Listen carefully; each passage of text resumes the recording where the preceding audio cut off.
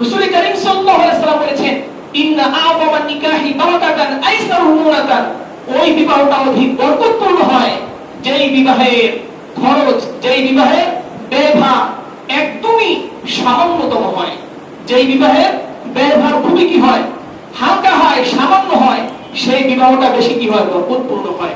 এটা হচ্ছে ইসলামের মানসা। এই জন্য আমরা বিবাহ শাদীর ক্ষেত্রে যতটা সাদামাটা করা যায় ততটাই কল্যাণকর হবে। কিন্তু আজকে আফসোসের সাথে বলতে হয়, আজকে সবাই বিবাহকে অনেক কঠিন করে ফেলেছে। অনেক আড়ম্বর পূর্ণ করতে গিয়ে মোহরের অঙ্কটাকে এত বেশি পরিমাণ হাঁটানো হয়, আবার মেয়ের বাবার কাছে এত অধিক পরিমাণ কি করা হয়, উপহার সামগ্রী তো বলা যাবে না, তাকে যৌতুকই বলতে হবে, সবাই বলে নাউজুবিল্লাহ। এতটা বেশি চাওয়া হয় যে উভয়ের কারণে না ছেলে পক্ষ বিবাহ করতে সাহস পায়, না মেয়ের বাবা বিবাহ দিতে সাহস পায়। এর জন্য কি হয়, একজন প্রাপ্তবয়স্ক পুরুষ এবং একটা প্রাপ্তবয়স্ক মহিলা, অ্যাডাল্ট পুরুষ এবং মেয়ে, তারা বিবাহ বহির্ভূত সময় পার করতে থাকে এবং তাদের জৈবিক চাহিদার কারণে তারা অন্যায়ের পথে পা বাড়ায়। এর নমুনা সমাজে বহুত আছে। বাবা মা বিবাহ দিতে চায় না, কিন্তু ছেলে মেয়ে পার্কে ঘুরতে যায়, কোনো খোঁজখবর নাই। বিবাহের কথা শুনলে বাবা মায়ের কি করে, সন্তানের প্রতি কঠোরতা আরোপ করে। এদিকে যে ছেলে মেয়ে পার্কে যাচ্ছে, এখানে যাচ্ছে, সেখানে যাচ্ছে, আরো কত জায়গায় ডেটে যাচ্ছে, এটা নিয়ে বাবা মায়ের ন্যূনতম মাথা ব্যথা নেই। কিন্তু বিবাহের কথা শুনলেই তখন সেখানে বিভিন্ন শর্ত সারের ছেলে মেয়েদেরকে বিভিন্ন ভাবে কঠিন করে তোলা হয়। আমাদেরকে মনে রাখতে হবে, বিবাহকে যদি আমরা কঠিন করি তাহলে সমাজের মাঝে জেনা, ব্যভিচার, পাপাচারে একদম ভরপুর হয়ে যাবে, সমাজ নষ্ট হয়ে যাবে। আর যদি আমরা বিবাহকে কি করি, সাদামাটা করি, সমাজের মাঝে কি হবে, শান্তি শৃঙ্খলা বজায় থাকবে, আল্লাহ তাআলার বরকত সেখানে কি অবতীর্ণ হবে। ইন্নাল হামদালিল্লাহি নাহমাদুহু ওয়া নাস্তাঈনুহু ওয়া নাস্তাগফিরুহু ওয়া নু'মিnu বিহি ওয়া নাতাওয়াক্কালু আলাইহি ওয়া নাউযু বিল্লাহি মিন শুরুরি أنفسنا ومن سيئات أعمالنا من يهده الله فلا مضل له ومن يضلل فلا هادي له ونشهد أن لا إله إلا الله وحده لا شريك له ونشهد أن سيدنا وسندنا وحبيبنا وطبيبنا وطبيب قلوبنا ومولانا محمدا عبده ورسوله أما بعد فقد قال الله تعالى في كلامه المجيد وفرقانه الحميد فأعوذ بالله من الشيطان الرجيم بسم الله الرحمن الرحيم لقد كان لكم في رسول الله أسوة حسنة لمن كان يرجو الله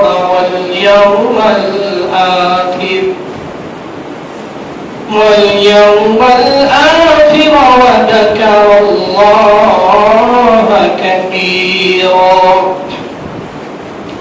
وعن أنس رضي الله عنه قال قال النبي صلى الله عليه وسلم لا يؤمن أحدكم حتى أكون أحب إليه من والده وولده والناس أجمعين أو كما قال عليه الصلاة والسلام.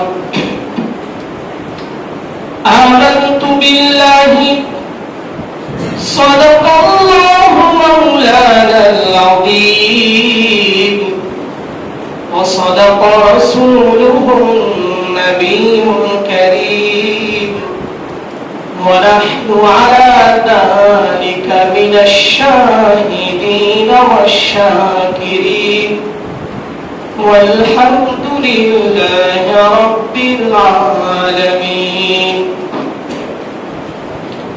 وقال تعالى في شان حبيبه ومحبوبه إن الله وملائكته يصلون على النبي يا أيها الذين آمنوا صلوا عليه وسلموا تسليما. اللهم صل على محمد وعلى آل محمد كما صليت على إبراهيم وعلى آل إبراهيم إنك حميد مجيد. اللهم بارك على محمد وعلى آل محمد كما باركت على إبراهيم وعلى آل إبراهيم إنك حميد مجيد. মহারব্বে করিমের আলিশান দরবারে লাখ কোটি বার শুকরিয়া জ্ঞাপন করছি, অনতশিরে সুজুদ পেশ করছি যে মহান রব্বুল ইজ্জত জাল্লা শান আমাদেরকে তার পবিত্র ইবাদতের জন্য জুমা নামাজ পড়তে তার প্রিয় ঘর মসজিদে আসার ও বসার সুযোগ করে দিয়েছেন। আমাদেরকে সমাজের সকল প্রতিকূল পরিবেশ আবহাওয়া থেকে রক্ষা করেছেন। আমাদেরকে তিনি যাবতীয় বিপদ আপদ বালা মুসিবত থেকে হেফাজত করেছেন, বিভিন্ন রোগ শোক থেকে শেফা দান করেছেন, তার ইবাদতের জন্য কবুল করেছেন, মনোনীত করেছেন। সেজন্য সকল অন্তর খুলে বলে আলহামদুলিল্লাহ। প্রিয় সুধী, আজ 23 রবিউল আউয়াল 1446 হিজরি সন 12 আশ্বিন 1431 বঙ্গাব্দ ও 27 সেপ্টেম্বর 2024 খ্রিস্টাব্দ। আমরা ধারাবাহিকভাবে নবী করিম সাল্লাল্লাহু আলাইহি সাল্লামের সিরত সম্পর্কে আলোচনা করেছি কয়েকটি জুমায়। এই ধারাবাহিকতায় আমরা এই সপ্তাহে সিরতের কিছু গুরুত্বপূর্ণ অংশ নিয়ে আলোচনা হবে। ওয়া মা তাওফীকি ইল্লা বিল্লাহ। প্রিয় সুধী, আমরা গত সপ্তাহে গত জুমায় নবী করিম সাল্লাল্লাহু আলাইহি সাল্লামের বিবাহ পর্যন্ত আমরা আলোচনা শুনেছিলাম। এই সপ্তাহে আমরা নবী করিম সাল্লাল্লাহু আলাইহি সাল্লামের প্রথম বিবাহিত স্ত্রী বিবি খাদিজাতুল কুবরা রাদিয়াল্লাহু আনহা গর্ভ থেকে নবী করিম সাল্লাল্লাহু আলাইহি সাল্লামের যে সন্ততি লাভ হয়েছে সম্পর্কে আলোচনা হবে। হযরত খাদিজাতুল কুবরা রাদিয়াল্লাহু আনহার গর্ভে নবী করিম সাল্লাল্লাহু আলাইহি সাল্লামের 2 পুত্র ও 4 কন্যা সন্তান জন্ম লাভ করেছে। কয়জন? 6 জন। 2 পুত্র এবং 4 কন্যা সন্তান জন্ম লাভ করেছে। পুত্রদের নাম হচ্ছে হযরত কাসেম রাদিয়াল্লাহু আনহু ও হযরত তাহের রাদিয়াল্লাহু আনহু। নবী করিম সাল্লাল্লাহু আলাইহি সাল্লামের প্রথম পুত্রের নাম কি? হযরত কাসেম। আর দ্বিতীয় পুত্রের নাম কি? হযরত তাহের। হযরত কাসেম রাদিয়াল্লাহু আনহুর নাম অনুসারে নবী করিম সাল্লাল্লাহু আলাইহি সাল্লামকে আবুল কাসেম নামে কি করা হতো? ডাকা হতো। তিনি আবুল কাসেম নামে কি ছিলেন? প্রসিদ্ধ ছিলেন। এরপরে নবী করিম সাল্লাল্লাহু আলাইহি সাল্লামের দ্বিতীয় পুত্র তাহের এর সম্পর্কে আছে যে তার নাম আব্দুল্লাহ ছিল। তবে উভয় পুত্রই শৈশবকালে কি করেছেন? ইন্তেকাল করেছেন। এবং নবী করিম সাল্লাল্লাহু আলাইহি সাল্লামের প্রথম পুত্র আবু তাহের সম্পর্কে প্রসিদ্ধ আছে যে তিনি উটের পিঠে, ঘোড়ার পিঠে আরোহণ করার মতো বয়সে উপনীত হয়েছিলেন। এরপরে কি করেছেন? ইন্তেকাল করেছেন। এরপরে নবী করিম সাল্লাল্লাহু আলাইহি সাল্লামের চারজন কন্যা সন্তান, এর ভিতরে একজনের নাম হচ্ছে হযরত ফাতেমাতুজ জাহরা রাদিয়াল্লাহু আনহা, যার নাম আমরা সবাই জানি। আরেকজনের নাম হচ্ছে হযরত যায়েনব রাদিয়াল্লাহু আনহা, হযরত রুকাইয়া রাদিয়াল্লাহু আনহা, হযরত উম্মে কুলসুম রাদিয়াল্লাহু আনহা। এর ভিতরে হযরত রুকাইয়া রাদিয়াল্লাহু আনহা হচ্ছেন সবচেয়ে বড়, আর সবচেয়ে ছোট হচ্ছে হযরত ফাতেমাতুজ জাহরা রাদিয়াল্লাহু আনহা। তবে কোন কোন সিরাতের কিতাবে হযরত যায়েনব রাদিয়াল্লাহু আনহাকেও কি করা হয়েছে? তার সবচেয়ে বড় কন্যা সন্তান হিসাবে উল্লেখ করা হয়েছে। নবী করিম সাল্লাল্লাহু আলাইহি সাল্লামের তৃতীয় আরো একজন পুত্র ছিল, যেটা হযরত মারিয়া কিপ্তিয়া রাদিয়াল্লাহু আনহা গর্ভ থেকে এসেছে, যার নাম ছিল ইব্রাহিম। যার নাম ছিল কি? ইব্রাহিম। হযরত খাদিজাতুল কুবরা রাদিয়াল্লাহু আনহার গর্ভে ছিল মোট কয়জন সন্তান? 6 জন, 2 পুত্র 4 কন্যা। এটা ছাড়াও নবী করিম সাল্লাল্লাহু আলাইহি সাল্লামের আরো একজন পুত্র সন্তান ছিল, যার নাম ইব্রাহিম। আর এই ইব্রাহিমের জন্ম হয়েছে হযরত মারিয়া কিপ্তিয়া রাদিয়াল্লাহু আনহার গর্ভে। যে মারিয়া কিপ্তিয়াকে মিশরের খ্রিস্টান শাসক মুকাউকিস রাসূলুল্লাহ সাল্লাল্লাহু আলাইহি সাল্লামের কাছে দাসী হিসাবে, উপঢৌকন হিসাবে কি করেছিলেন? প্রেরণ করেছিলেন। ইব্রাহিমও কি করেছে? শৈশবকালে ইন্তেকাল করেছে। তাহলে নবী করিম সাল্লাল্লাহু আলাইহি সাল্লামের পুত্র সন্তানদের মাধ্যমে আর কোনো নসব কিংবা বংশ পরম্পরা কি হয় নাই?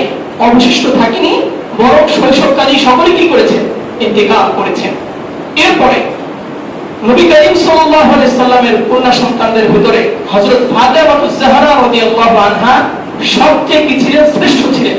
নবী করিম সাল্লাল্লাহু আলাইহি সাল্লাম স্বয়ং তার ব্যাপারে বলেছেন যে হযরত ফাতেমা তিনি হবেন জান্নাতি নারীদের সর্দার। তিনি কি হবেন? জান্নাতি রমণী, জান্নাতি নারীদের সর্দার কে হবেন? হযরত ফাতেমাতুজ জাহরা রাদিয়াল্লাহু আনহা। হযরত ফাতেমাতুজ জাহরা রাদিয়াল্লাহু আনহার বিবাহ হয়েছিল নবী করিম সাল্লাল্লাহু আলাইহি সাল্লামের চাচাতো ভাই কার সাথে? হযরত আলী রাদিয়াল্লাহু আনহুর সাথে। হযরত আলী ইবনে আবি তালিব রাদিয়াল্লাহু আনহুর সাথে কি হয়েছিল? হযরত ফাতেমাতুজ জাহরা রাদিয়াল্লাহু আনহার বিবাহ হয়েছিল।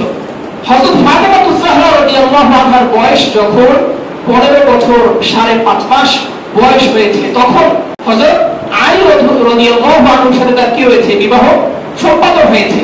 হযরত আলী রাদিয়াল্লাহু আনহু তার পক্ষ থেকে 480 দিরহাম মোহরানা ধার্য করে হযরত ফাতেমাতুজ জাহরা রাদিয়াল্লাহু আনহাকে তিনি কি করে? বিবাহ করেন। তাহলে আমরা অনেক সময় সমাজে শুনি বিবাহের সময় মোহরে ফাতিমি। কি শুনি? মোহরে ফাতিমি আমরা কি শুনেছি? কি বলেন মুরব্বীরা যারা বিবাহ শাদী করেছেন? মোটামুটি মোহরে ফাতিমি কিন্তু অনেকটা প্রসিদ্ধ। মোহরে ফাতিমি হচ্ছে হযরত ফাতেমাতুজ জাহরা রাদিয়াল্লাহু আনহা বিবাহের সময় তার জন্য যে মোহর ধার্য করা হয়েছিল, এটা কি পরবর্তীতে মোহরে ফাতিমি হিসেবে এটা কি হয়েছে? প্রসিদ্ধি লাভ করেছে।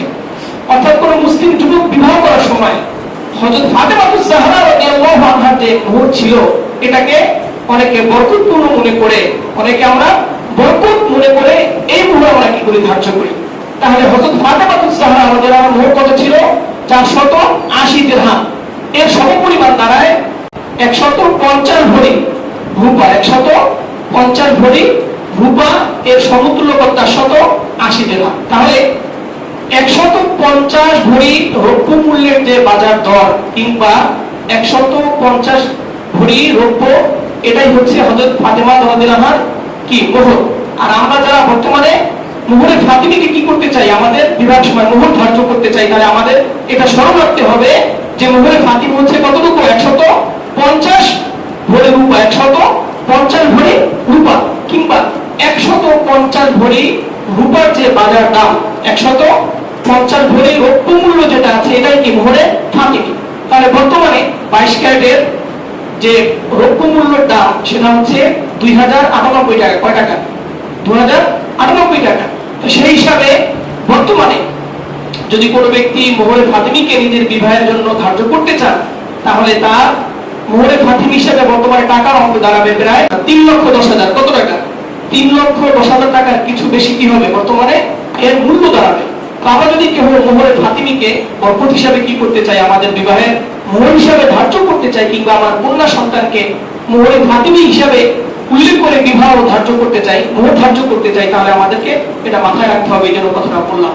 কতটুকু বলে তো সবাই 150 ভরি রূপা, 150 ভরি রূপা কিংবা এর সমতুল্য যে মূল্য আসে এটাই কি হবে, মোহরে ফাতিমি হবে। তো যাই হোক, হযরত আলী রাদিয়াল্লাহু আনহুর সাথে তার 480 দিরহাম কিংবা 150 ভরি রৌপ্য মূল্যের মোহর ধার্য করে কি হলো, বিবাহ সম্পাদন হলো। এরপরে নবী করিম সাল্লাল্লাহু আলাইহি সাল্লামের পক্ষ থেকে হযরত ফাতিমা জাহরা রাদিয়াল্লাহু আনহাকে যে উপঢৌক দেওয়া হলো, সাধারণত বিবাহের সময় বাবার পক্ষ থেকে মেয়েদেরকে সাধ্য অনুযায়ী সবাই কি করেন, কিছু না কিছু উপঢৌক হাদিয়া দিয়ে থাকে, হাদিয়া কিংবা উপঢৌক দিয়ে থাকে। তো নবী করিম সাল্লাল্লাহু আলাইহি সাল্লাম হযরত ফাতিমা জাহরা রাদিয়াল্লাহু আনহাকে যে উপঢৌক দিয়েছিলেন তার একটা লিস্ট আছে। তার চার্ট হচ্ছে নবী করিম সাল্লাল্লাহু আলাইহি সাল্লাম তাকে একটি চাদর, সবাই খেয়াল করি, তাকে একটি চাদর, এরপরে খেজুর গাছের ছাল ধরা একটি বালিশ, একটি চামড়ার গদি, এরপরে একটি দড়ির খাট, রশি দিয়ে তৈরি করা, চার পায়ের সাথে রশি দিয়ে বেঁধে যে খাট তৈরি করা হয়, এই জাতীয় রশি দিয়ে বাঁধা, দড়ি দিয়ে বাঁধা একটি খাট, একটি মোশক এবং একটি আটার চাক্কি, এই মোটামুটি 6 ধরনের সামগ্রী দিয়ে হযরত ফাতিমা জাহরা রাদিয়াল্লাহু আনহা বিবাহের হাদিয়া কি করা হয়, প্রদান করা হয়। এটা হচ্ছে আমাদের জন্য অনেক বড় একটা শিক্ষা, যে রমণী, যে নারী জান্নাতি নারীদের সর্দার হবে, যার মর্যাদা, যার মাকাম এত সুউচ্চ, তার বিবাহটা কতটা সাদামাটা ভাবে হয়েছে। আজকে যারা মুসলিম সুশীল সমাজ আছে, নিজেদের কন্যাদেরকে বিবাহ দেন, যে যুবকরা কি করতে চায়, বিবাহ করতে চায়, তাদেরকে এই বিষয়গুলো অনুসরণ করা উচিত। তাদের মতো সাদামাটা বিবাহের মাঝে আল্লাহ তাআলা অনেক বরকত রেখেছেন। বিবাহের সময় মেয়ের বাবার কাছে মোটা অঙ্কের কি করা হয়, যৌতুক চাওয়া হয়, মোটা অঙ্কের যৌতুক লাগানো হয়। আবার কখনো কখনো বাবার পক্ষ থেকেও আরো বহু কিছু কি করা হয়, উপঢৌক হিসেবে দেওয়া হয়। এটা যার যার ব্যক্তিগত ব্যাপার, কিন্তু কাউকে বাধ্য করা কিংবা এটাকে আবশ্যক মনে করা, এটা কোনটাই ইসলামী শরীয়তের কাম্য নয়। ইসলামী শরীয়তের কাম্য হচ্ছে বিবাহ যতটা পারা যায় সাদামাটা করতে হবে। রাসূল করিম সাল্লাল্লাহু আলাইহি ওয়াসাল্লাম বলেছেন, ইন্না আ'যামান নিকাহি বারাকাতান আইসারুহু মুনাতান, ওই বিবাহটা অধিক বরকতপূর্ণ হয় যেই বিবাহের খরচ, যেই বিবাহের ব্যয়ভার একদমই সামান্যতম হয়, যেই বিবাহের ব্যয়ভার খুবই কি হয়, হালকা হয়, সামান্য হয়, সেই বিবাহটা বেশি কি হয়, বরকতপূর্ণ হয়। এর হচ্ছে ইসলামের মানসা। এই জন্য আমরা বিবাহ শাদীর ক্ষেত্রে যতটা সাদামাটা করা যায় ততটাই কল্যাণকর হবে। কিন্তু আজকে আফসোসের সাথে বলতে হয়, আজকে সবাই বিবাহকে অনেক কঠিন করে ফেলেছে। অনেক আড়ম্বর পূর্ণ করতে গিয়ে মোহরের অঙ্কটাকে এত বেশি পরিমাণ হাঁটানো হয়, আবার মেয়ের বাবার কাছে এত অধিক পরিমাণ কি করা হয়, উপহার সামগ্রী তো বলা যাবে না, তাকে যৌতুকই বলতে হবে, সবাই বলে নাউজুবিল্লাহ। এতটা বেশি চাওয়া হয় যে উভয়ের কারণে না ছেলে পক্ষ বিবাহ করতে সাহস পায়, না মেয়ের বাবা বিবাহ করতে সাহস পায়। এর জন্য কি হয়, একজন প্রাপ্তবয়স্ক পুরুষ এবং একটা প্রাপ্তবয়স্ক মহিলা, অ্যাডাল্ট পুরুষ এবং মেয়ে, তারা বিবাহ বহির্ভূত সময় পার করতে থাকে এবং তাদের জৈবিক চাহিদার কারণে তারা অন্যায়ের পথে পা বাড়ায়। এর নমুনা সমাজে বহুত আছে। বাবা মা বিবাহ দিতে চায় না, কিন্তু ছেলে মেয়ে পার্কে ঘুরতে যায়, কোনো খোঁজখবর নাই। বিবাহের কথা শুনলে বাবা মায়ের কি করে, সন্তানের প্রতি কঠোর আরোপ করে। এদিকে যে ছেলে মেয়ে পার্কে যাচ্ছে, এখানে যাচ্ছে, সেখানে যাচ্ছে, আরো কত জায়গায় ডেটে যাচ্ছে, এটা নিয়ে বাবা মায়ের ন্যূনতম মাথা ব্যথা নেই। কিন্তু বিবাহের কথা শুনলে তখন সেখানে বিভিন্ন শর্ত সারের ছেলে মেয়েদেরকে বিভিন্ন ভাবে কঠিন করে তোলা হয়। আমাদেরকে মনে রাখতে হবে, বিবাহকে যদি আমরা কঠিন করি তাহলে সমাজের মাঝে জেনা, ব্যভিচার, পাপাচারে একদম ভরপুর হয়ে যাবে, সমাজ নষ্ট হয়ে যাবে। আর যদি আমরা বিবাহকে কি করি, সাদামাটা করি, সমাজের মাঝে কি হবে, শান্তি শৃঙ্খলা বজায় থাকবে, আল্লাহ তাআলার বরকত সেখানে কি অবতীর্ণ হবে। এজন্য আমাদেরকে দেখতে হবে, আমাদের নবী করিম সাল্লাল্লাহু আলাইহি সাল্লাম তিনটা আদরের কন্যাকে, যে রমণী জান্নাতি নারীদের সর্দার হবে, তাকে কত সাদামাটা ভাবে বিবাহ দিয়েছেন। তিনি যদি চাইতেন হযরত ফাতেমা রাদিয়াল্লাহু আনহাকে পৃথিবীর সবচেয়ে দামি দামি রৌপ্য দিয়ে তাকে বিবাহ দিবেন, এটা কি নবী করিম সাল্লাল্লাহু আলাইহি ওয়াসাল্লামের জন্য সম্ভব ছিল কি ছিল না কি বলেন? নবী করিম সাল্লাল্লাহু আলাইহি ওয়াসাল্লাম যদি চাইতেন তাকে সবকিছু স্বর্ণ দিয়ে ভরপুর করে দিবেন, এটা নবী করিম সাল্লাল্লাহু আলাইহি ওয়াসাল্লামের জন্য একদমই সহজ ছিল, তিনি ইচ্ছে করলেই হয়ে যেত, কিন্তু তিনি এটা করেননি। আমাদের উম্মতের জন্য তিনি কি রেখেছেন? নমুনা রেখে গেছেন যে আমি আমার কন্যাকে কতটা সাদামাটা ভাবে বিবাহ দিয়েছি। এটাই হচ্ছে উম্মতের জন্য আদর্শ। এজন্য বিবাহকে কঠিন না করে বিবাহকে সহজ করে সমাজের মাঝে শান্তি শৃঙ্খলা বয়ে আসবে। যদি বিবাহকে কঠিন করা হয় তাহলে সমাজ নোংরামিতে নষ্টামিতে ভরপুর হয়ে যাবে। আল্লাহ তাআলা আমাদের সকলকে হেফাজত করেন, সবাই বলুন আমিন। তো হযরত ফাতেমা রাদিয়াল্লাহু আনহার বিবাহের এই উপহার সামগ্রী খুবই সাদামাটা কিছু উপহার দিয়ে নবী করিম সাল্লাল্লাহু আলাইহি ওয়াসাল্লাম কি করেছেন? তার বিবাহ কার্য সম্পাদন করেছেন। এরপরে রাসূল করিম সাল্লাল্লাহু আলাইহি ওয়াসাল্লামের সন্তানদের মাধ্যমে, তার ছেলে সন্তানদের মাধ্যমে পৃথিবীতে নবী করিম সাল্লাল্লাহু আলাইহি ওয়াসাল্লামের কোনো বংশ পরম্পরা কি হয়নি? অবশিষ্ট থাকিনি, কিংবা বংশ বিস্তার লাভ করেনি তার সন্তানদের মাধ্যমে। এরপরে কেবলমাত্র হযরত ফাতেমাতুজ জাহরা রাদিয়াল্লাহু আনহা ব্যতীত তার অন্যান্য যে কন্যা ছিল, আরো যে 3 কন্যা ছিল, রুকাইয়া, উম্মে কুলসুম, যায়নাব, এই 3 জনের মাধ্যমেও কোনো কি হয়নি, আর বংশ বিস্তার সম্ভব হয়নি। কেবলমাত্র হযরত ফাতেমাতুজ জাহরা রাদিয়াল্লাহু আনহার মাধ্যমেই, তার ছেলে সন্তানের মাধ্যমেই পৃথিবীতে কি হয়েছে? নবী করিম সাল্লাল্লাহু আলাইহি সাল্লামের বংশ পরম্পরা বিস্তার লাভ করেছে। আমরা অনেক সময় আওলাদে রাসূল শুনি, আওলাদে রাসূল শুনিনি কেউ আছেন এমন? আওলাদে রাসূল শুনিনি কথাটা আমরা কিন্তু বিভিন্ন সময় শুনি, অমুক জায়গায় আওলাদে রাসূল এসেছে। আওলাদে রাসূল অর্থ কি? আওলাদে রাসূল অর্থ হচ্ছে নবী করিম সাল্লাল্লাহু আলাইহি সাল্লামের বংশধর, নবী করিম সাল্লাল্লাহু আলাইহি সাল্লামের বংশধর, নবী করিম সাল্লাল্লাহু আলাইহি সাল্লামের নাতি, তার ছেলে, এভাবে ধারাবাহিকতায় আমাদের পর্যন্ত যারা এসেছেন এদেরকে কি বলা হয়? আওলাদে রাসূল বলা হয়। এই আওলাদে রাসূল এটা কিন্তু সরাসরি নবী করিম সাল্লাল্লাহু আলাইহি সাল্লামের কোন পুত্র সন্তানের মাধ্যমে আসেনি, বরং এসেছে কেবলমাত্র তার 4 কন্যার ভিতর থেকে এক কন্যা হযরত ফাতেমাতুজ জাহরা রাদিয়াল্লাহু আনহা এর সন্তান হযরত হুসাইন রাদিয়াল্লাহু আনহু, হযরত হুসাইন রাদিয়াল্লাহু আনহু, হযরত ফাতেমাতুজ জাহরা রাদিয়াল্লাহু আনহার সন্তান ছিল হাসান, তিনিও না, বরং কে? হযরত হুসাইন। হযরত হুসাইন রাদিয়াল্লাহু আনহুর ছেলে হযরত জয়নুল আবেদিন রাহমাতুল্লাহি আলাইহি, এর ধারাবাহিকতায় আমাদের পর্যন্ত কি এসেছে? আমাদের রাসূলের বংশ পরম্পরা পৌঁছেছে। এখন অনেকের প্রশ্ন হতে পারে, আমরা তো জানি ছেলের মাধ্যমে কি হয়? বংশ সাব্যস্ত হয়, মেয়ের মাধ্যমে কিভাবে হলো? ছেলের মাধ্যমে সাব্যস্ত হয়, এটাও ঠিক আছে। যেহেতু হযরত আলী রাদিয়াল্লাহু আনহু তিনি রাসূল করিম সাল্লাল্লাহু আলাইহি ওয়াসাল্লাম কি ছিলেন? সবাই বলেন, চাচাতো ভাই ছিলেন। কি ছিলেন? চাচাতো ভাই আর আপন ভাই, এরা কি একই রক্তের নাকি 2 রক্তের? কি বলেন? একই রক্তের না? তো হযরত আলী রাদিয়াল্লাহু আনহু যেহেতু তিনি নবী করিম সাল্লাল্লাহু আলাইহি ওয়াসাল্লামের চাচা আবু তলেবের ছেলে ছিলেন, আবু তলেব রাসূল করিম সাল্লাল্লাহু আলাইহি ওয়াসাল্লামের কি ছিলেন? আপন চাচা ছিলেন। হযরত আলী রাদিয়াল্লাহু আনহুর সাথে হযরত ফাতেমা রাদিয়াল্লাহু আনহা কি হয়েছে? বিবাহ হয়েছে। যেহেতু চাচাতো ভাই তারই রক্তের, এজন্য হযরত আলী রাদিয়াল্লাহু আনহার ঔরসজাত যে সন্তান আছে হযরত হুসাইন রাদিয়াল্লাহু আনহু, তার সন্তান হযরত জয়নুল আবেদিন রাহমাতুল্লাহি আলাইহি, এর ধারাবাহিকতায় আমাদের পর্যন্ত যারা পৌঁছেছেন, যে সকল মহান মুর্শিদদেরকে আল্লাহ তাআলা আওলাদে রাসূল হিসেবে আমাদের কাছে প্রেরণ করেছেন, আমাদের পর্যন্ত এসে পৌঁছেছে, এদেরকে কি বলা হয়? আওলাদে রাসূল বলা হয়। এদের কি বলা হয়? আওলাদে রাসূল বলা হয়। এটা পৃথিবীর বিভিন্ন প্রান্তে বর্তমানে অনেক আওলাদে রাসূল আছেন। আল্লাহ তাআলা সকলকে হায়াতে তাইয়্যিবা, তাদের জীবনে অনেক বরকত দান করেন, সকল আমিন। এরপরে হযরত ফাতেমাতুজ জাহরার মোটামুটি কথা শেষ হলো। এরপর রাসূল করিম সাল্লাল্লাহু আলাইহি ওয়াসাল্লাম অপর কন্যা আরেকজন হযরত রুকাইয়া রাদিয়াল্লাহু আনহা, এর বিবাহ হয়েছিল হযরত উসমান রাদিয়াল্লাহু আনহুর সাথে। কার সাথে? হযরত উসমান রাদিয়াল্লাহু আনহুর সাথে। হযরত উসমান গনি, হযরত উসমান ইবনে আফফান এবং উসমান গনি দুজনে একই। তো হযরত উসমান গনি রাদিয়াল্লাহু আনহুর সাথে বিবাহ হয়েছে। এরপরে দ্বিতীয় হিজরি সনে বদর যুদ্ধের পরে মদিনায় পুনরায় ফেরত পথে তিনি কি করেন? ইন্তেকাল করেন। ইন্তেকাল করার পরে রাসূল করিম সাল্লাল্লাহু আলাইহি ওয়াসাল্লাম তৃতীয় কন্যা হযরত উম্মে কুলসুম রাদিয়াল্লাহু আনহাকে হযরত উসমান গনি রাদিয়াল্লাহু আনহুর সাথে কি করা হয়? বিবাহ দেওয়া হয়। তাহলে হযরত উসমান গনি রাদিয়াল্লাহু আনহু রাসূল করিম সাল্লাল্লাহু আলাইহি ওয়াসাল্লামের 2 কন্যাকে বিবাহ করেছিলেন। কয় কন্যা? 2 জন কন্যাকে, হযরত রুকাইয়া রাদিয়াল্লাহু আনহা এবং হযরত কাকে? উম্মে কুলসুম রাদিয়াল্লাহু আনহাকে। এই 2 জনকে বিবাহ করেছিলেন কে? হযরত উসমান গনি রাদিয়াল্লাহু আনহু। এজন্য হযরত উসমান গনি রাদিয়াল্লাহু আনহুকে কি বলা হয়?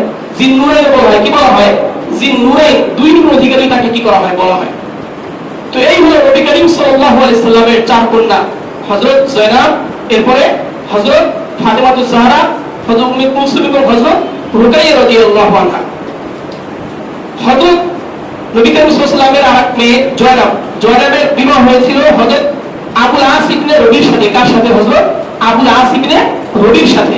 তবে হযরত যায়েনব রাদিয়াল্লাহু আনহা, হযরত উম্মে কুলসুম, হযরত রুকাইয়া, এই তিনজনের কোনো একজনেরই কি হয় নাই, কোনো ছেলে সন্তান অবশিষ্ট থাকেনি। তারা কি করেছেন? ইন্তেকাল করেছেন। কারো কোনো কি হয়নি, ছেলে সন্তান হয়নি।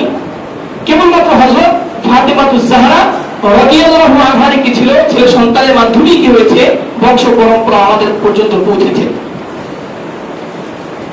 এরপরে নবী করিম সাল্লাল্লাহু আলাইহি সাল্লামের পবিত্র বিবিগণের নামের তালিকা আমাদের জানা দরকার আছে। কি বলে? নবী করিম সাল্লাল্লাহু আলাইহি সাল্লামের তার বিবাহ সম্পর্কে জানলাম, তার ছেলে সন্তান সম্পর্কে জানলাম, তার কন্যাদের সম্পর্কে জানলাম, এবং আওলাদ রাসূলের যে ধারাবাহিকতা সেটা সম্পর্কে জানলাম। এখন আমরা জানবো নবী করিম সাল্লাল্লাহু আলাইহি সাল্লামের পবিত্র সচ্চরিত্রা সম্মানিতা বিবিগণ যে আছেন তাদের ধারাবাহিকতা সম্পর্কে আমরা জানবো। নবী করিম সাল্লাল্লাহু আলাইহি সাল্লাম মোট 11 জন নারীকে বিবাহ করেছিলেন। কতজন? জোরে বলি। মোট 11 জন নারীকে বিবাহ করেছিলেন। এবং নবী করিম সাল্লাল্লাহু আলাইহি সাল্লামের জীবদ্দশায় 2 জন নারী ইন্তেকাল করেন, তার 2 জন বিবি ইন্তেকাল করেন। নবী করিম সাল্লাল্লাহু আলাইহি সাল্লামের ইন্তেকালের পরে তার 9 জন বিবি কি ছিলেন? জীবিত ছিলেন। এর ভিতরে সর্বপ্রথম নবী করিম সাল্লাল্লাহু আলাইহি সাল্লাম হযরত খাদিজাতুল কুবরা রাদিয়াল্লাহু আনহাকে বিবাহ করেছিলেন। এবং তিনি জীবদ্দশায় থাকা অবস্থায় নবী করিম সাল্লাল্লাহু আলাইহি সাল্লাম অন্য কোন রমণীকে, অন্য কোন নারীকে কি করেননি, তিনি বিবাহ করেননি। আর এই যে 6 জন সন্তানের আমার নাম জানলাম, এরা সবাই হযরত খাদিজাতুল কুবরা রাদিয়াল্লাহু আনহার কি ছিলেন? সন্তান ছিলেন, গর্ভের সন্তান ছিলেন। কেবলমাত্র একজন ছাড়া, যেটা হযরত ইব্রাহিম, তিনি মারিয়া কিপ্তিয়া গর্ভের জন্ম লাভ করেছিলেন, এটা আমরা বলেছি। এরপরে হযরত খাদিজাতুল কুবরা রাদিয়াল্লাহু আনহা তিনি হিজরতের 3 বছর পূর্বে, তিনি হিজরতের 3 বছর পূর্বে কি করেছেন? ইন্তেকাল করেছেন। তিনি হিজরতের 3 বছর পূর্বে ইন্তেকাল যখন করেন, তখন নবী করিম সাল্লাল্লাহু আলাইহি ওয়াসাল্লামের বয়স ছিল 49 বছর বয়স। কত ছিল? 49 বছর বয়স। নবী করিম সাল্লাল্লাহু আলাইহি ওয়াসাল্লাম 49 বছর বয়সে যখন পৌঁছলেন, এরপরে তার সাথে আরো কিছু সৌভাগ্যবান কিছু নারী বিবাহ সম্পাদন হয়। কার সাথে? নবী করিম সাল্লাল্লাহু আলাইহি ওয়াসাল্লামের সাথে।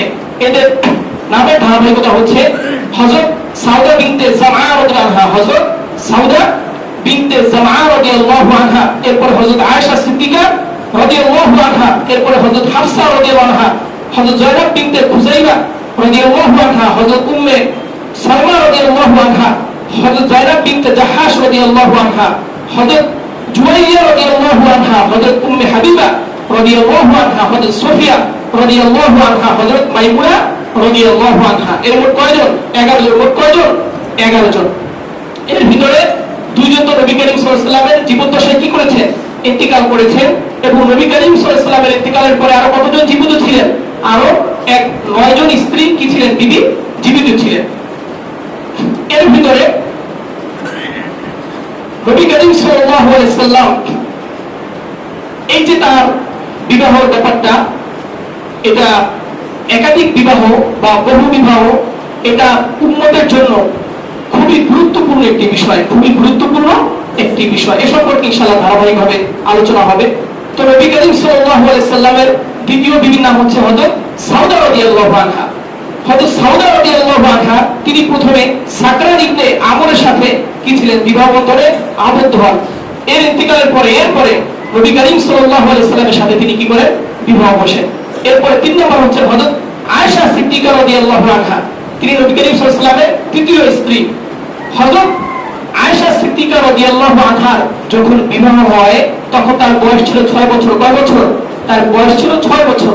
এরপরে যখন তাদের বাসর সম্পাদন হয় তখন হযরত আয়েশা সিদ্দিকা রাদিয়াল্লাহু আনহার বয়স ছিল কয় বছর? 9 বছর। নবী করিম সাল্লাল্লাহু আলাইহি সাল্লামের হযরত আয়েশা সিদ্দিকা রাদিয়াল্লাহু আনহা তার সাহচর্যে 9 বছর ছিলেন। কয় বছর ছিলেন?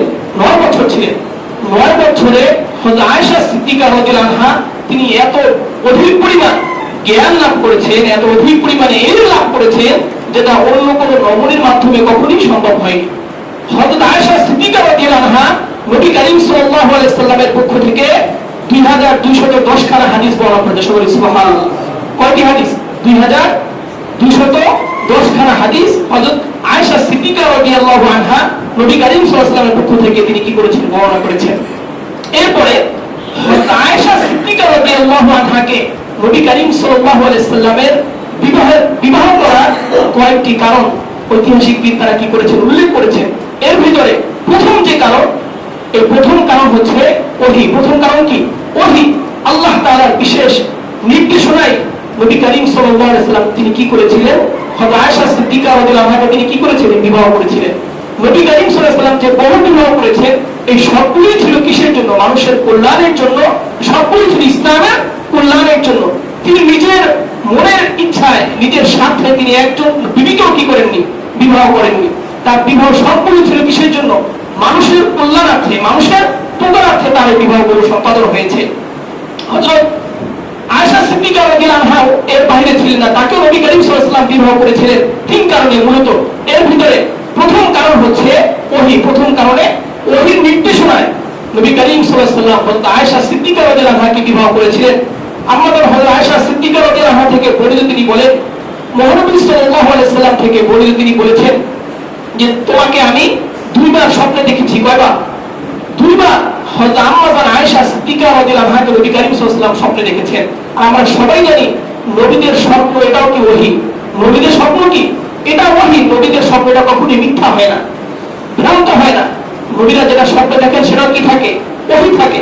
তো যাই হোক, হযরত আম্মা আয়েশা সিদ্দিকা রাদিয়াল্লাহু আনহা বলেন যে নবী করিম সাল্লাল্লাহু আলাইহি ওয়াসাল্লাম বলেছেন তোমাকে আমি দুইবার দেখেছি। কয়বার দেখেছি? দুইবার দেখেছি। তোমার চেহারা আমাকে স্বপ্নে দেখানো হয়েছে। আমি দেখলাম যে তোমাকে একটি রেশমি কাপড়ে আবৃত করা অবস্থায় রাখা হয়েছে। এরপরে আমি যখন এই চাদরটা, মাথার ঘোমটা সরালাম, তখন আমি দেখতে পেলাম তুমি আয়েশা। তুমি আয়েশাকে আমি দেখতে পেলাম। এরপরে আমি মনে মনে ভাবলাম এটা যদি আল্লাহ তাআলার পক্ষ থেকেই হয়ে থাকে তাহলে এটা কি হবে? অবশ্যই এই বিবাহ কিভাবে সম্পাদন হবে। এটা হচ্ছে প্রথম কারণ। এরপরে দুই নম্বর কারণ হচ্ছে নবী করিম সাল্লাল্লাহু আলাইহি ওয়াসাল্লামের জন্য নিজের জীবনে সবচেয়ে বেশি উৎসর্গ স্যাক্রিফাইস করেছেন। তার নাম কি ধরে বলি? হযরত আবু বকরকে ছড়ে ধরে বলি হযরত আবু বকর সিদ্দিক রাদিয়াল্লাহু আনহু। তিনি তার জীবনে নবী করিম সাল্লাল্লাহু আলাইহি ওয়াসাল্লামের জন্য এত বেশি উৎসর্গ করেছেন, কুরবানি করেছেন, স্যাক্রিফাইস করেছেন, যেটা আমাদের মতো সাধারণ মানুষের কল্পনা করাও সম্ভব না যে একজন মানুষ কিভাবে এত আত্মত্যাগ করতে পারেন একজন বন্ধুর জন্য। তো নবী করিম সাল্লাল্লাহু আলাইহি ওয়াসাল্লামের জন্য সবচেয়ে বেশি উৎসর্গ কে করেছেন? হযরত আবু বকর সিদ্দিক রাদিয়াল্লাহু আনহু। এইজন্য নবী করিম সাল্লাল্লাহু আলাইহি ওয়াসাল্লামের ইচ্ছা ছিল যেন তার সাথে একটা আত্মীয়তার সম্পর্কে কি হওয়া যায়? আবদ্ধ হওয়া যায়। এইজন্য নবী করিম সাল্লাল্লাহু আলাইহি ওয়াসাল্লাম তার কন্যাকে কি করেন? বিবাহ করেন। হচ্ছে দ্বিতীয় কারণ।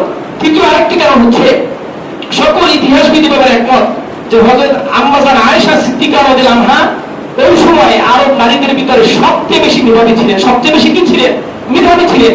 এই জন্য নবী করিম সাল্লাল্লাহু আলাইহি ওয়াসাল্লাম ইচ্ছে করেছিলেন যদি তাকে বিবাহ করেন তাহলে তার মাধ্যমে দ্বীনে উম্মত, দ্বীনে মুহাম্মাদী অর্থাৎ সকল মানুষের, ইসলামপন্থীদের, পৃথিবীর মানুষের অনেক কিভাবে উপকার হবে।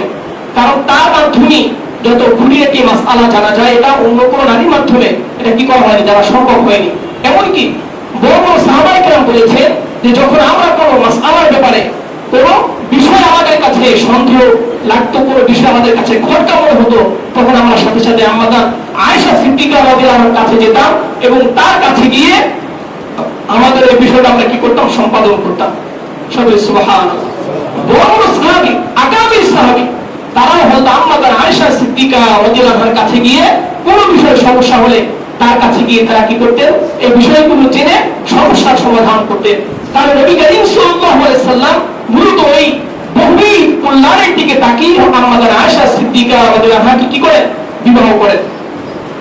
এরপরে নবী করিম সাল্লাল্লাহু আলাইহি ওয়াসাল্লামের চতুর্থ স্ত্রী ছিলেন হযরত হাফসা রাদিয়াল্লাহু আনহা। হযরত হাফসা রাদিয়াল্লাহু আনহা, হযরত হাফসা রাদিয়াল্লাহু আনহা তিনি ফারুক আযম হযরত ওমর ফারুক রাদিয়াল্লাহু আনহুর কন্যা ছিলেন। কি ছিলেন? ওমর ফারুক রাদিয়াল্লাহু আনহুর কন্যা ছিলেন। প্রথমে তিনি উমাইয়া ইবনে হুযাফার সহিত তার বিবাহ হয়।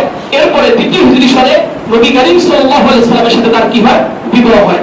এরপর পঞ্চম নম্বর হচ্ছে হযরত যায়েদ ইবনে খুযাইমা হিলালিয়া রাদিয়াল্লাহু আনহু। তিনি উম্মুল মাসাকিন উপাধিতে কি ছিলেন? ভূষিত ছিলেন। তিনি উম্মুল মাসাকিন উপাধিতে ভূষিত ছিলেন। তিনি প্রথমে তুফাইল ইবনে হারিসার সাথে তার কি হয়, বিবাহ হয়। তার ইন্তেকাল হলে তিনি তালাক দিলে তার ভাই উবাইদুল্লাহর সাথে তার কি হয়, বিবাহ হয়। এরপরে যখন উহুদ যুদ্ধে তিনি শহীদ হন, উহুদ যুদ্ধের 1 মাস পূর্বে নবী করিম সাল্লাল্লাহু আলাইহি সাল্লাম কি করেন, তাকে বিবাহ করেন। এরপরে 6 নম্বর হযরত উম্মে হাবিবা রাদিয়াল্লাহু আনহা, তিনি নবী করিম সাল্লাল্লাহু আলাইহি সাল্লামের বিবাহিত স্ত্রী এবং তার বাবা ছিলেন হযরত আবু সুফিয়ান রাদিয়াল্লাহু আনহু, নবী করিম সাল্লাল্লাহু আলাইহি সাল্লামের বিশেষ সাহাবী। হযরত আবু সুফিয়ানের কন্যা প্রথমে উবাইদুল্লাহ ইবনে জাহাশের সাথে তার কি হয়, বিবাহ হয় এবং সেখানে সন্তানাদি হয়। এরপরে তারা মুসলমান হয়ে ইসলামের শুরুতে তারা হাবশায় কি করেন, হিজরত করেন। হিজরত করার পরে উবাইদুল্লাহ মুসলিম হিসেবে হাবশায় যান, কিন্তু সেখানে গিয়ে খ্রিস্টান হয়ে যাওয়ার পরে হযরত উম্মে হাবিবা তিনি মুসলমান ঈমানের উপরে অবিচল থাকেন। এরপরে নবী করিম সাল্লাল্লাহু আলাইহি ওয়াসাল্লাম যখন এই সংকট জানেন, হাবশার বাদশার কাছে তিনি কি করেন, চিঠি লেখেন। তখন চিঠিতে তিনি কি করেন, তাকে বিবাহের প্রস্তাব করেন। হাবশার বাদশা নাজ্জাশী তিনি কি করেন, নবী করিম সাল্লাল্লাহু আলাইহি ওয়াসাল্লামের পক্ষ থেকে বিবাহের প্রস্তাব দিয়ে তিনি মোহর আদায় করে নবী করিম সাল্লাল্লাহু আলাইহি ওয়াসাল্লামের সাথে তার বিবাহ কাজ সম্পাদন করে দেন। এরপরে 7 নম্বর হচ্ছে হযরত উম্মে সালমা রাদিয়াল্লাহু আনহা, তার নাম ছিল হিন্দা। প্রথমে আবু সালামার সাথে তার বিবাহ হয় এবং সন্তানাদিও হয়। এরপর হিজরতের 4র্থ বর্ষে, কোন বর্ণনায় আছে 3য় বর্ষে জুমাদে সানি মাসে নবী করিম সাল্লাল্লাহু আলাইহি ওয়াসাল্লাম তিনি করে তাকে বিবাহ করেন। এরপরে 8 নম্বর হচ্ছে হযরত যায়েনব বিনতে জাহাশ রাদিয়াল্লাহু আনহা, তিনি নবী করিম সাল্লাল্লাহু আলাইহি ওয়াসাল্লামের ফুফাতো বোন ছিলেন। কি ছিলেন? নবী করিম সাল্লাল্লাহু আলাইহি ওয়াসাল্লামের ফুফাতো বোন ছিলেন। নবী করিম সাল্লাল্লাহু আলাইহি ওয়াসাল্লাম তাকে প্রথমে তার পালক পুত্র যায়েদ ইবনে হারিসা রাদিয়াল্লাহু আনহুর সাথে কি করেন, বিবাহ দেন। কিন্তু যায়েদ ইবনে হারিস তিনি যেহেতু নবী করিম সাল্লাল্লাহু আলাইহি ওয়াসাল্লামের পালক পুত্র ছিলেন এবং গোলাম হিসেবে তিনি নবী করিম সাল্লাল্লাহু আলাইহি ওয়াসাল্লামের পরিবারে আসেন, নবী করিম সাল্লাল্লাহু আলাইহি ওয়াসাল্লাম তাকে পরবর্তীতে কি করে দেন, আজাদ করে দেন। যেহেতু তার উপরে একটা গোলামের টোপা লেগেছিল, এইজন্য হযরত যায়েনব বিনতে জাহাশ তিনি প্রথমে বিবাহতে কি ছিলেন না, রানী ছিলেন না। কিন্তু যেহেতু নবী করিম সাল্লাল্লাহু আলাইহি ওয়াসাল্লাম তাকে নির্দেশ করেছেন, নবী করিম সাল্লাল্লাহু আলাইহি ওয়াসাল্লামের নির্দেশনায় তিনি কি হয়ে যান, বিবাহে রাজি হয়ে যান। কিন্তু বিবাহের বয়স 1 বছর যেতে না যেতেই তাদের ভিতরে কি হয়, কোন ধরনের বলিপনা না হওয়ার কারণে এক পর্যায়ে হযরত যায়েদ ইবনে হারিস রাদিয়াল্লাহু আনহু তিনি তাকে কি করতে চান, তালাক দিতে চান। কিন্তু নবী করিম সাল্লাল্লাহু আলাইহি ওয়াসাল্লামের কাছে আসার পর নবী করিম সাল্লাল্লাহু আলাইহি ওয়াসাল্লাম তাকে বুঝিয়ে শুনিয়ে পুনরায় কি করে দেন, তাকে পাঠিয়ে দেন। কিন্তু পুনরায় 1 বছর যেতে না যেতেই তাকে তালাক দেওয়া হয়। তালাক দেওয়ার পরে নবী করিম সাল্লাল্লাহু আলাইহি ওয়াসাল্লাম তাকে খুশি করার জন্য তাকে বিবাহ করেন। এবং এখানে অত্যন্ত অনেক বড় একটি শিক্ষা উম্মতের জন্য রয়েছে। বিষয়টা হচ্ছে হযরত যায়েদ ইবনে হারিস রাদিয়াল্লাহু আনহু তিনি নবী করিম সাল্লাল্লাহু আলাইহি ওয়াসাল্লামের কি ছিলেন, পালক পুত্র ছিলেন। কি ছিলেন? পালক পুত্র ছিলেন। তো তৎকালীন যুগে আরব সমাজে এটা প্রসিদ্ধ ছিল যে পালক পুত্র সে নিজ পুত্রের মতোই, অতএব পালক পুত্র যদি বিবাহ করে যদি তার স্ত্রীকে তালাক প্রদান করে, তাহলে তার স্ত্রীকে এই পালক বাবার জন্য বিবাহ করা কি নেই, তাদের কাছে তখন এটা কি ছিল, দূষণীয় ছিল। তবে ইসলাম এটা হচ্ছে মানুষের শান্তির ধর্ম, ইসলাম হচ্ছে অনুসরণের ধর্ম। ইসলাম এসে এই যে জাহেলি যুগের একটা কুসংস্কার যে পালক পুত্রের স্ত্রীকে তালাক দিলে তাকে বিবাহ করা যাবে না, ইসলাম এসে তা পরিপূর্ণরূপে মিটিয়ে দেয়। এবং নবী করিম সাল্লাল্লাহু আলাইহি ওয়াসাল্লামকে আল্লাহ তাআলার পক্ষ থেকে ওহী প্রেরণ করা হয় যে আপনি তাকে কি করেন, বিবাহ করেন। এই কারণে যেন মানুষের মাঝে যে জাহেলি ধারণা আছে যে পালক পুত্র যদি কি করে তার স্ত্রীকে তালাক দেয়, তাহলে পালক পুত্রের যে বাবা সে এই নারীকে বিবাহ করতে পারবে না, এই যে একটা ধারণা আছে জাহেলি যুগের মানুষের মাঝে, এই ধারণা যেন পরিপূর্ণরূপে মিটিয়ে দেওয়া হয়। এই জন্য নবী করিম সাল্লাল্লাহু আলাইহি ওয়াসাল্লামকে আল্লাহ তাআলা স্বয়ং বিবাহের জন্য কি করে, ওহী নাযিল করেন। নবী করিম সাল্লাল্লাহু আলাইহি ওয়াসাল্লাম প্রথমে কি করতে চাননি, তাকে বিবাহ করতে চাননি। তবে মনে মনে তিনি ইশারা পেয়েছিলেন যে যায়েদ তাকে ভবিষ্যতে কি করবে, তালাক দিবে। তালাক দেওয়ার পরে নবী করিম সাল্লাল্লাহু আলাইহি ওয়াসাল্লাম তাকে কি করবেন, বিবাহ করবেন। এটা নবী করিম সাল্লাল্লাহু আলাইহি ওয়াসাল্লাম জানতে পেরেছেন। কিন্তু যেহেতু সমাজের মাঝে এটা নিয়ে মানুষ কথা বলবে যে মুহাম্মদ তার পালক পুত্রের কি করেছে, স্ত্রীকে বিবাহ করেছে, এই যে মানুষ কারা হিসাব করবে, নবী করিম সাল্লাল্লাহু আলাইহি ওয়াসাল্লাম মানুষের এই কথার কারণে তাকে প্রথমে বিবাহ করেননি এবং যায়েদকে তালাক দিতে নিষেধ করে দেন। কিন্তু আল্লাহ তাআলা এই বিষয়টাকে কোরআনে উল্লেখ করেছেন যে আপনি মানুষের কথাকে ভয় করেন না, আপনি মানুষের কথাকে ভয় পাবেন না, বরং আপনি আল্লাহকেই ভয় করেন এবং যেটা ইনসাফপূর্ণ বিষয় সেটাই আপনি কি করেন, অনুসরণ করেন। আপনার জন্য পালক পুত্রের স্ত্রীকে এটা বিবাহ করা আপনার জন্য আমি আল্লাহ তাআলা হালাল করে দিয়েছি, আপনি এটাই করেন। আল্লাহ তাআলা এই বিষয়টাকে পবিত্র কালামুল্লাহ শরীফে ইরশাদ করেছেন। আল্লাহ তাআলা পবিত্র কালামুল্লাহ শরীফের 22 নম্বর পারা সূরাতুল আহজাবের মাঝে সূরাতুল আহজাবের 37 নম্বর আয়াতে আল্লাহ তাআলা বলেন ওয়া ইজ তাকুলু লিল্লাযী আন'আমা আল্লাহু আলাইহি ওয়া আন'আমতা আলাইহি আমসিক আলাইকা যাওজাকা ওয়াত্তাকিল্লাহ ওয়া তুখফি ফি নাফসিকা ওয়াল্লাহু মুবদীহু ওয়া তাখশান নাস ওয়াল্লাহু হাক্কা আন তাখশা ফালাম্মা তাওয়া যাইদুম মিনহা ওয়া তারান যাওজানাকাহা লিকাই লা ইয়াকুনা আলাল মুমিনিনা হারাজুন ফি আজওয়াজি আদিয়াইহিম ইযা কাদাউ মিনহুন্না ওয়া তারা। আল্লাহ তাআলা এই আয়াতের মাঝে যে পালক পুত্রকে বিবাহ করা এটা মানুষের যে দৃষ্টিতে খারাপ, এই যে একটা কুসংস্কার, এটাকে রহিত করে দিয়েছে এবং পালক পুত্রের স্ত্রীকে, তালাকপ্রাপ্ত স্ত্রীকে কি করা যাবে, বিবাহ করা যাবে এবং এতে মুমিনের জন্য কোনো দোষণীয় না, এই বিধান আল্লাহ তাআলা অবতীর্ণ করেছে। সবাই সুবহানাল্লাহ। আল্লাহ তাআলা বলেন ওয়া ইদ তাকুলু লিল্লাযী আন'আমা আল্লাহু আলাইহি ওয়া আন'আমতা আলাইহি আমসিক আলাইকা যাওজাকা ওয়াত্তাকিল্লাহ। আল্লাহ তাআলা বলেন আপনি স্মরণ করুন ওই সময়ের কথা, হে নবী আপনি ওই সময়ের কথা স্মরণ করুন যখন আপনি তাকে বলেছিলেন, যার উপরে আপনি অনুগ্রহ করেছেন এবং আল্লাহ তাআলাও যার উপর অনুগ্রহ করেছে, আপনি তাকে বললেন তুমি তোমার স্ত্রীকে তোমার কাছে রেখে দাও, তাকে তালাক প্রদান করো না, ওয়াত্তাকিল্লাহ এবং আল্লাহ তাআলাকে ভয় করো, অতুখফি ফি নাফসিকা ওয়াল্লাহু মুবদী, অথচ আপনার অন্তরে যা ছিল এটা আল্লাহ তাআলা প্রকাশ করার ছিলেন, আল্লাহ তাআলা প্রকাশ করার ছিলেন এবং আপনি ওয়াতাখশান নাস আপনি মানুষকে ভয় করছেন, আল্লাহু হাক্কা আন তাখশা অথচ আল্লাহ তাআলাকে ভয় করা এটাই বেশি উপযুক্ত। আমি মাত্রই বললাম যে নবী করিম সাল্লাল্লাহু আলাইহি ওয়াসাল্লাম কি করেছেন, মানুষের এই কথা ভয় করেছিলেন যে মানুষ কি বলবে যে মুহাম্মদ পালক পুত্রের কি করেছে, তার স্ত্রীকে তিনি বিবাহ করেছেন। আল্লাহ তাআলা বলেন মুহাম্মদ আপনি তো বিষয়গুলো আপনাকে আগেই জানানো হয়েছে, এরপর আপনি মানুষের ভয়ে কি করেছেন, তাকে তালাক দিতে নিষেধ করেছেন এবং আপনার তাকে বলছেন তুমি আল্লাহকে ভয় করো, আপনার এই অন্তরের কথাগুলো এটা আমি আল্লাহ তাআলা জানি এবং এটা আমি আল্লাহ তাআলা প্রকাশ করার ছিলাম, কিন্তু আপনি মানুষকে ভয় করেছেন, আপনি মানুষকে ভয় করেন না, বরং আপনি আল্লাহকে ভয় করেন, আল্লাহর যে বিধান আছে আপনি সেটাই মেনে নেন, আপনি সেটাই করেন। এরপরে এই আয়াত অবতীর্ণ হওয়ার পরে আল্লাহ তাআলা তাকে কি করলেন, বিবাহ করলেন। আল্লাহ তাআলা এটা উল্লেখ করেছেন ফালাম্মা ক্বাদা যাইদুম মিনহা ওয়াতারান যাওয়াজনাকাহা লিকাই লা ইয়াকুনা আলাল মুমিনিন ফালাম্মা ক্বাদা যাইদুম মিনহা ওয়াতারান যাওয়াজনাকাহা। এরপরে যায়েদ যখন হযরত যায়েদ ইবনে হারিস রাদিয়াল্লাহু আনহু যখন হযরত যায়েদ বিনতে জাহাশ রাদিয়াল্লাহু আনহাকে তালাক প্রদান করলেন, যাওয়াজনাকাহা আল্লাহ তাআলা বললেন হে নবী আমি আপনাকে যায়েদ বিনতে জাহাশ রাদিয়াল্লাহু আনহাকে আমি আল্লাহ আপনার সাথে বিবাহের ব্যবস্থা করে দিয়েছি, বিবাহ দিয়ে দিয়েছি, লিকাই লা ইয়াকুনা আলাল মুমিনিনা হারাজ, যেন মানুষের কাছে নিজেদের পালক পুত্রের স্ত্রীকে বিবাহ করতে মুমিনদের কাছে কোনো ধরনের সমস্যা সংশয় না থাকে, এজন্য আমি আল্লাহ তাআলা এই বিধান আপনাকে দিয়েছি, বিবাহের ব্যবস্থা করে দিয়েছি। এর কারণ এটাই লিকাই লা ইয়াকুনা আলাল মুমিনিনা হারাজুন ফি আজওয়াজি আদিয়াইহিম ইযা কাদাউ মিনহুন্না ওয়া তারা। যখন কোন মুমিন ব্যক্তি কি করবে, তার পালক পুত্রের স্ত্রীকে তালাক দেওয়ার পরে সে যখন বিবাহ করতে চাইবে তখন যেন মুমিনদের উপরে কোনো ধরনের সংশয় সমস্যা না থাকে, এজন্য আমি আল্লাহ তাআলা কি করেছি, এই বিধান দিয়েছি। এজন্য আমরা অনেক সময় কি করি, পালক বাবা বানাই, কি বানাই, বিভিন্ন ধর্ম বাবা ডাকি, এই বিভিন্ন বাবা ডাকি, এর মাধ্যমে আত্মীয়তার কোনো সম্পর্ক কি হবে না, কখনোই সাব্যস্ত হবে না, কখনোই কি হবে না, আত্মীয়তার সম্পর্ক সাব্যস্ত হবে না।